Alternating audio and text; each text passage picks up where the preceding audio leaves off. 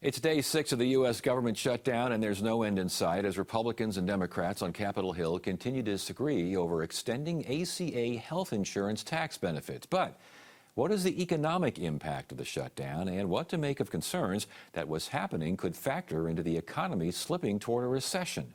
Joining us now is economist Jim Rounds, CEO of Rounds Consulting Group. Jim, good to see you again. Always Thanks for joining.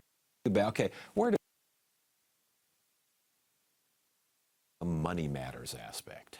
Well, you have the government component of it, and so they're debating about health care. We did an analysis of how it would impact Arizona, and each $1 billion loss coming into the state results in about 36,000 jobs that we would lose. But what they did is they took a jackhammer to the program where they needed a scalpel to try to get rid of waste.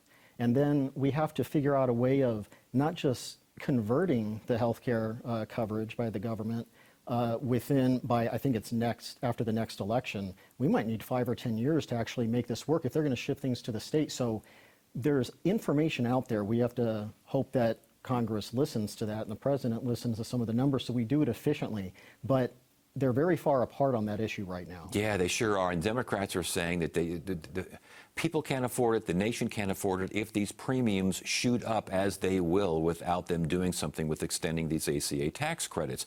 What is the economic impact if those premiums do spike? Well, it'll be like I mentioned, it'll be significant, but at the same time, we have to keep remembering that they're doing it for a reason. They're doing it because there indeed is a lot of abuse in the system. But with our recommendations, you have to use a scalpel. Like I said, we have to go through and look for specific waste and not just get rid of everything altogether. And if the federal government and all the economists and policy advisors can't figure out how to do that, we have way bigger problems than just healthcare funding in this country. So I feel like there is an answer, but people aren't willing to go that extra step, and I see that on both the Democrat side and the Republican side. Yeah, because they're saying some of these premiums could spike as much as 55%. Well, and think about it. When you have individuals that have higher incomes, they're spending a lower percentage of their income on health care, so it's not going to impact them as much. Lower income individuals spend a larger percentage on health care, but right now they're also spending a higher percentage on housing and other things. And so it ends up putting additional pressure on the lower income individuals. Indeed. The president now has been threatening to lay off even more federal employees if this thing doesn't get worked out. What is the economic impact of that around the country, here in Arizona? So it depends on whether or not we're going to see a permanent loss in that economic activity, or if it's going to be something that's just postponed. So if they're talking about furloughing hundreds of thousands, not just tens of thousands, hundreds of thousands of individuals, they're going to pull back if they're not getting a check, and they're not going to be spending as much, which means we're going to have a little bit of a slower period in terms of the economy. Now, if it's just postponing purchases, then the next period we're going to have a little bit of a spike when they end up purchasing those items that they were planning to. But not everything is delayable. Entertainment, perishable items, there's a lot of different things where you're not going to be able to fill that hotel room from 2 weeks back that was vacant. I was going to say, that seems like quite the gamble here. It seems like a gamble saying it'll all be okay in a certain time. You don't know if it's going to be okay, and you don't know how it's going to be okay.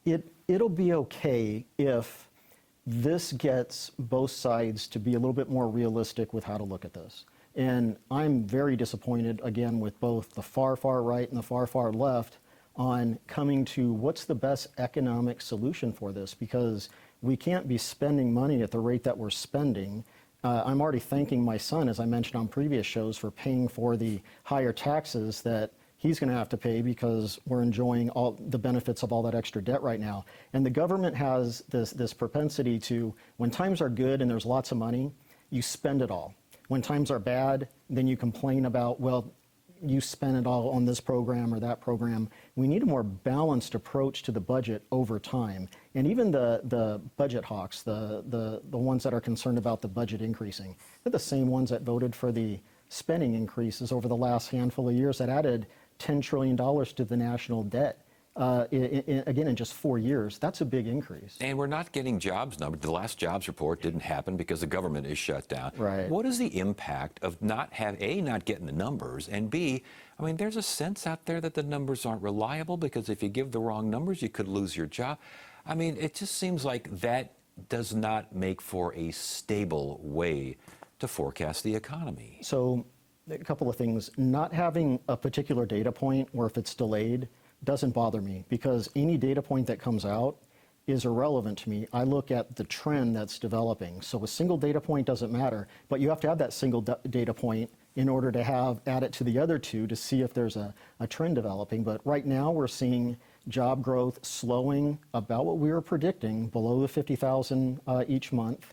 And we're going to go negative probably. We're looking like we're going to go into a little bit of a soft landing in terms of an economic recession maybe next year. The only reason that people are saying we're not going to have it this year isn't because of more optimism.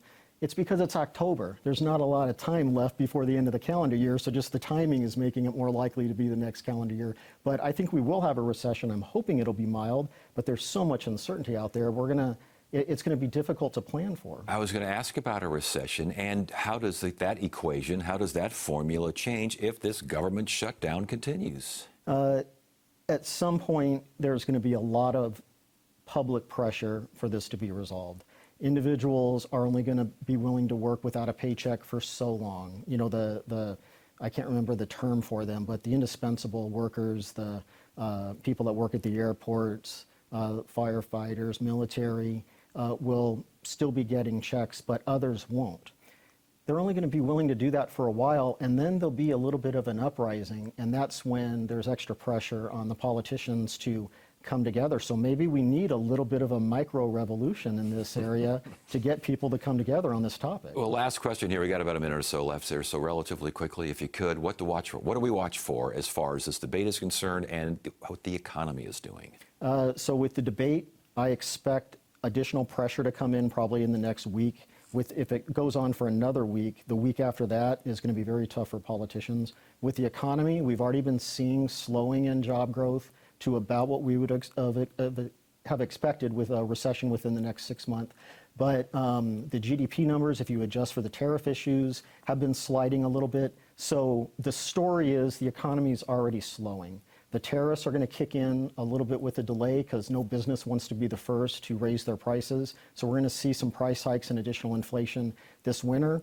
We're going to see the Federal Reserve Board have to, if they're smart this time, unlike what they were in the past, they're going to have to lower rates while they still have a chance, because when inflation goes up because of the tariffs, they're not going to have that opportunity anymore, even with the weak job numbers. So expected downturn, but hope for it to be mild next calendar year. Jim Rounds, Rounds Consulting Group. Always good information, Jim. Good to see you. Good to see you.